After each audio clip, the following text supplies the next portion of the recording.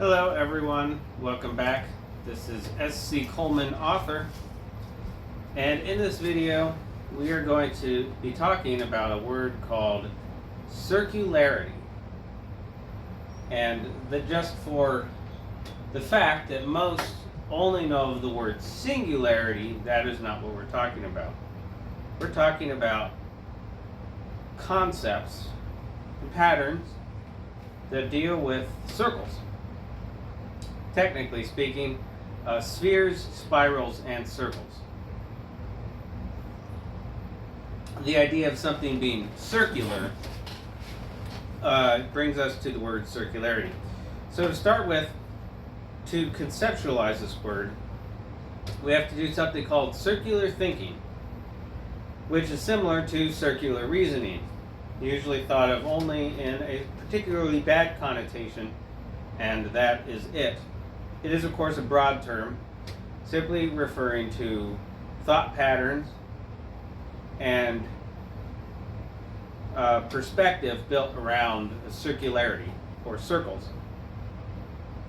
Such as, of course, cycles, the idea of a beginning and an end that lead into each other, like the serpent eating its tail, what's often referred to as Ouroboros. Of course, this also comes down to scale. In nature, you have many spirals, you have many spheres, and you have many circles, and all of them are circular, being that specific shape and pattern. You can think about this in size ratios as well. The difference between a dot or a planet, both of course being circles, but the scale is drastically different from each other. Now, as in reference to this concept of circularity, we have many examples in artwork. There is the Book of the Five Rings, allegedly written by the character Miyamoto Musashi, or Musashi of the Miyamoto clan or whatever, but that could, just be a pen name, as is very common. You, of course, the commonly referred to as the Lord of the Rings, but really the Fellowship of the Ring, the works of under the name J.R.R. Tolkien, which is probably an evidence-based, would be a pseudonym, and the character that they present as J.R.R. Tolkien, the so-called English professor, was not the actual writer, but rather a face to the name, so that they could, the certain they could adopt the identity of the writer. However, the Fellowship of the Ring and the Book of the Five Rings by Miyamoto Musashi both have a lot to do with circular imagery. Then, of course, there's the ring cycle. The ring cycle is often considered the so-called inspiration for the Fellowship of the Ring and all of those different books. And the ring cycle is attributed to the name Wagner, Richard Wagner, and has to do with the famous, most people, of course, know about the Ride of Valkyries and that particular orchestral piece, but the ring cycle has many other components to it. When we look at symbols, we find the Celtic cross being a circle which is presented at the center of the intersection with the cross. We've got the medicine wheel, which is again an intersection of the cross and the circle around it. So basically, you take the Celtic cross and you chop off all the legs around it, you get the medicine wheel. Next, you have the Ouroboros, as I mentioned before, which is the snake eating its tail. You have coins, which are discs, but they are, of course, circular. You have the target for arrows, or you have a target for a gun. You have the scope, which you peer through a gun, which is the same as a sight glass and is circular in shape, and binoculars are two circles. You have a hole. A hole in something makes a circle. You've got ripples in a pond, which are circles that radiate out and can compound on each other, making waves. And then you have the cornea of an eye. Some of these symbols are representative things and are used in a certain way, and their meaning has been obfuscated. And then other of these symbols are representative of objects in nature and a practicality to them. A target has a practicality to it, and so does a sight glass and a scope, right? They all have a practical design to them, which has to be circular because of the way the elements interact with each other for sight and other things. Concepts, we've got the idea that when you take a circle and you rotate it at high speeds, what you see is a sphere. But that's just a circle doing revolutions, right? You know, you got the spinning circle, you've got the flicking a coin to make it spin, and you see that sphere. And only when does it slow down, you notice it's not a sphere. 2 and 3 dimensional or the you take a ring and it is equally 2 and 3 dimensional simultaneously, depending on which way you look at it. So, for instance, I have this ring on my hand. If you turn it this way, it becomes 2 dimensional, but if you rotate it slightly, you see that it's 3 dimensional. You also have a similar, you have the Mobius loop, which entwines on itself and creates this weird optical illusion thing. The ring can be made into a sphere, as with the example of a rubber band ball. And then, of course, you have the hyperloop, which is sort of the magnetic type of technology, as they refer to it, which can send a, well, it's supposed to be for sending trains at high speeds, but really it could send anything, a shuttle, a small pod object, all that type of stuff. Then, of course, you've got the rotary wing, which are these blades that spin really fast for, you know, like a helicopter, and that's what suspends it, and it's the movement, but it makes a circle. And logically speaking, you can have a circle that rotates and it will do the same thing as with the Incredibles flying disc object where it rotated. And that gives you the ability to move sort of like a dragonfly or some other type of insect, where you can move laterally up and down and you're not exactly restricted as an airplane or something like that would be. Of course, you can't move as fast, but it is highly maneuverable. Next, of course, we can talk about the Bob Lazar, a personage, allegedly worked on a quote-unquote UFO, or unidentified flying object.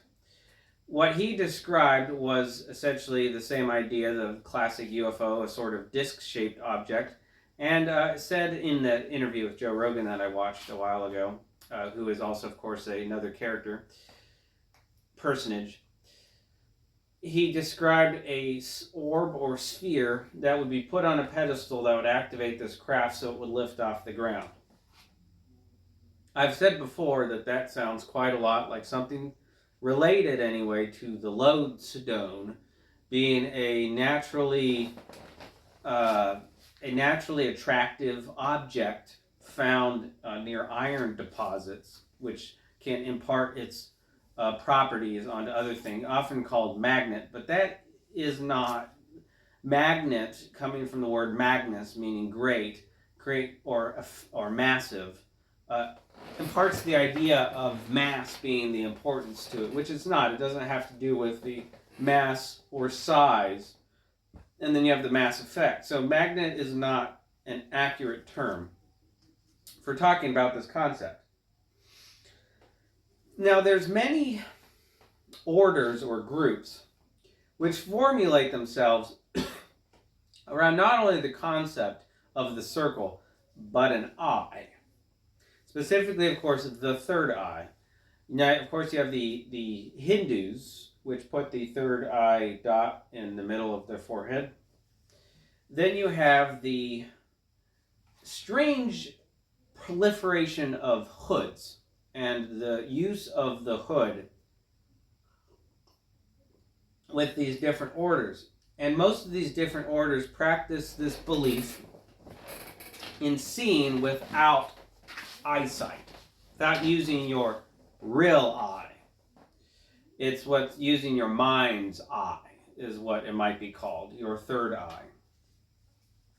And this we get into this concept from the Bone comics called the Veni Yankari, which in the text of that comic book, they say it stands for the awakened one, or the awakening.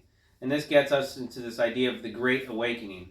The Great Awakening, as far as I understand it, has been obfuscated to mean the entire population of the planet is shaken and awake into essentially a revelation and a understanding of what the world is. But that's not really what it would mean in context to the Veni Yankari of the Bone comics, in which the Veni Yankari are specifically individuals who come into their power and awaken to their own potential and who they really are. And if you apply that to the Great Awakening, it is not the shaking awake of every single person on the planet, but rather the realization of a certain number of individuals who will come into their own power and become extremely capable beyond the cognitive abilities of most of the population, and therefore most of the population will in fact look at them as some type of deity or something else like that. And I'm not talking, of course, about magical hocus pocus crap, right? I'm talking about people coming to the realization about what their body represents as being an antenna, and the shape of their body as being a receptor, and the fact that the iron in their blood that passes through in a constantly circulating mechanism is sort of like the circuits in a computer system. It allows for this type of communication. And there's a lot more things to that. People who become the awakened ones will come into the powers that their personality and that they themselves possess to make change and to shape the matter of reality and the situation. That can come in so many different forms. It could be somebody who comes into the capability of certain technologies, or makes an invention, or does something that, or builds something and creates something that makes them more effective, but the thing itself is not what's important, but rather the one who created it, because of course where they can create one, they can create more. And so that's sort of what I'm talking about there. And that does seem to find itself repeated, that idea of the awakened one and the sight of seeing without eyesight, without a regular, eyesight, the so-called five senses. And then we get into this, of course, with the idea of the Ven and the Vedu, or the Venu, you have from this book, and the Vedu are, I believe, different. You have Vedic, the word Vedic, being the Vedic scripts written in Sanskrit, the old Vedic culture, of which most of that's lied about. And then that brings us to the word ver, which is equally French and Spanish and Portuguese for to see. We use the word see with a s sound, and they use the word with a v sound. And you have a similar thing in Latin. I believe it's veni, vidi, vici, which is I came, I saw, I conquered. And vidi, of course, being I saw. Vd is just one syllable away from Vedi or Vedic. And then you have the words version, verify, and verdict. Version would be version, verify would be verify, and verdict or verdict would be verdict.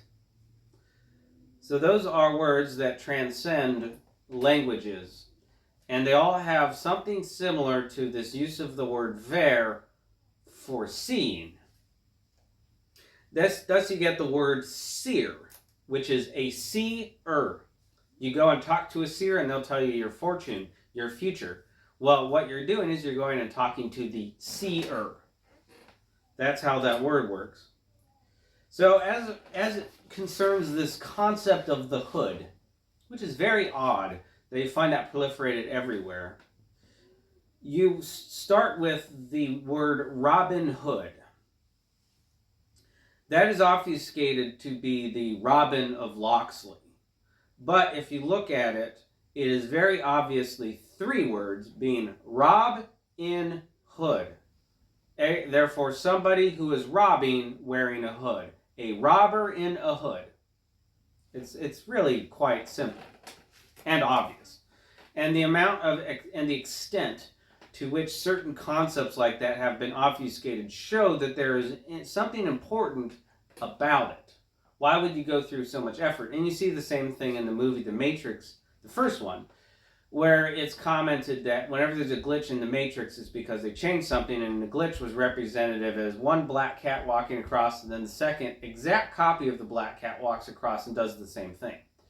And I would say that that's a similar explanation for the reason for all of these offshoot videos and TV shows where they constantly have to keep remaking the same thing. It's really annoying. It's boring.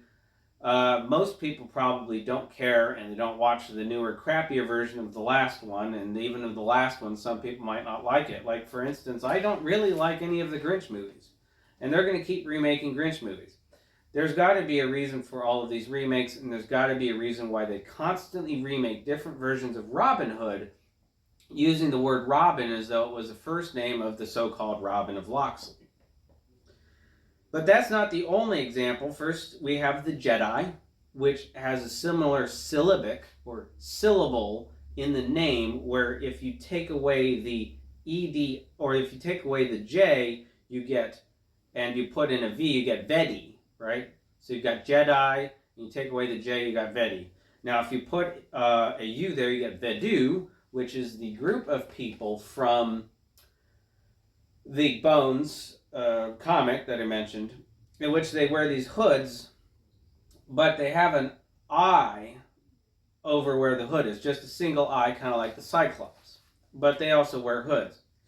And the Brotherhood, or Brothers in the Hood, you have Assassin's Creed Brotherhood, where they, of course, the assassins all wear hoods, right? Well, that word Brotherhood is obviously brother in hoods.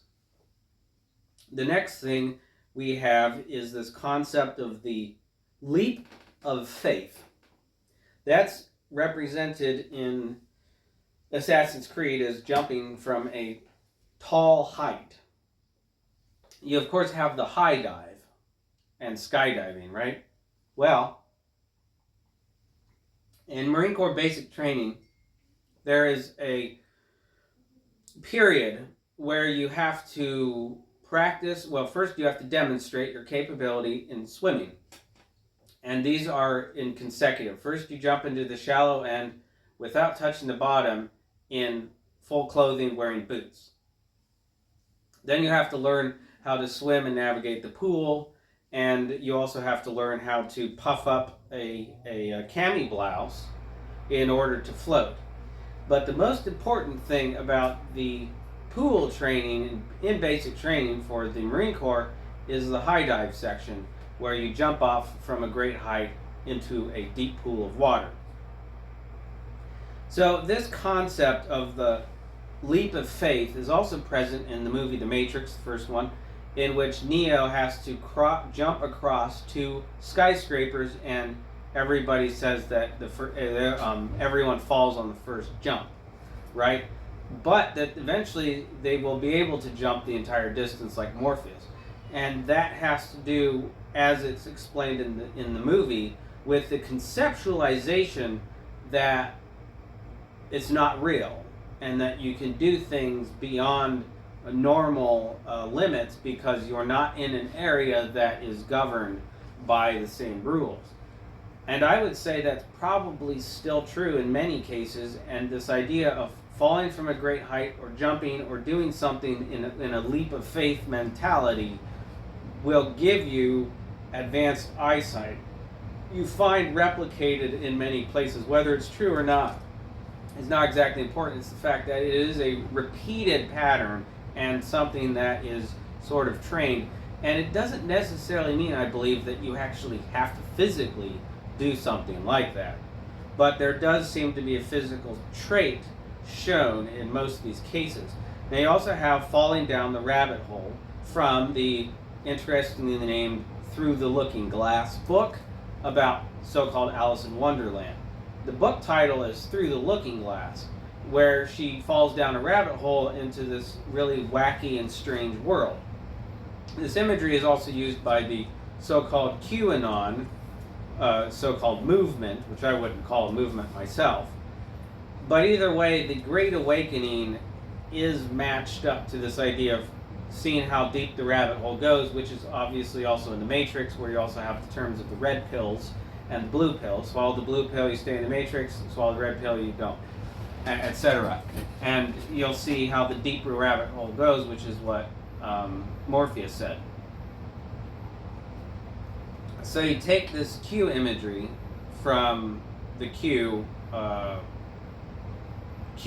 stuff, and you find it using the same stuff from the Matrix, which in turn is replicating other messaging from different other elements. And what this all comes down to is this concept of circularity.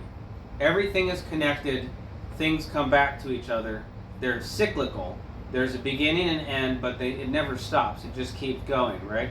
And the things lead into each other, and there's a circle of life, and whenever you take an action, it sort of is a part of this cyclic thing, and you can affect it, but it's still going to be there. You can't just like turn it into a line. Most of us are taught to think linear, beginning to end, A to B, this, there, that. You start this, you end it over here. There's always a beginning and a termination, and it never goes back into itself. However, there's many areas in which the cyclical thinking, even if it's not recognized, is inherently understood. You have the cycle of selling, you have the intelligence cycle. In the cycle of selling, you reach out to a client, the client purchases the product is then delivered to the client determines whether or not they're satisfactory with it, then they contact the seller and they purchase some more, and so you've got the cycle, the sales cycle. Most salesmen might refer to it as that, whatever it might be, credit cards, paper, Dunder Mifflin, right? All that stuff.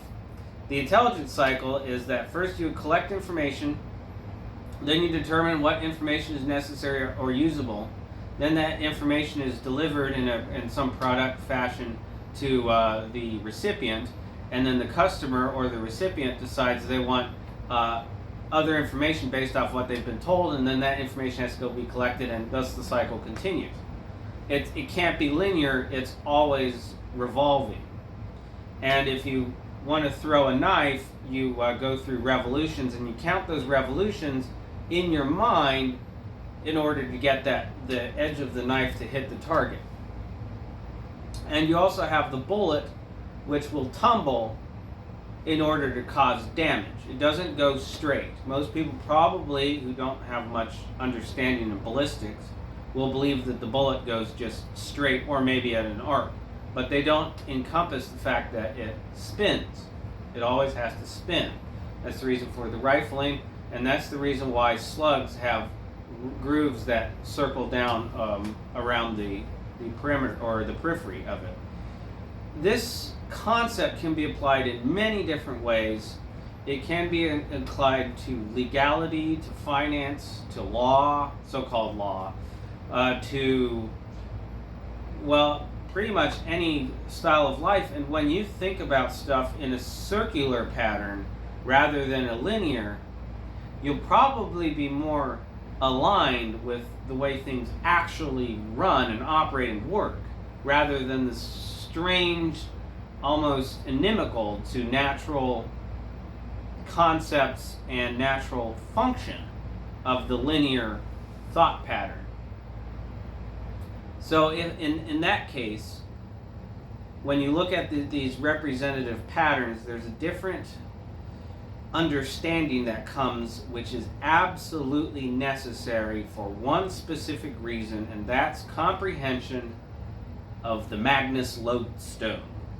Specifically, the possible technology, which could have many different names, that may be buried around the Bimini, or commonly referred to as the Bermuda Triangle section, in which there is the Bimini Causeway, that allegedly natural structure which is a massive wall with perfectly square blocks laid on each other. Of course, there's a lot of other probable buildings in that area, and it's a submerged city, according to the evidence, which must house some type of technology using the lodestone and likely made according to a circular-minded concept, using rings and spirals and spheres, somehow packaged in a way that the user has the capability to manipulate what we refer to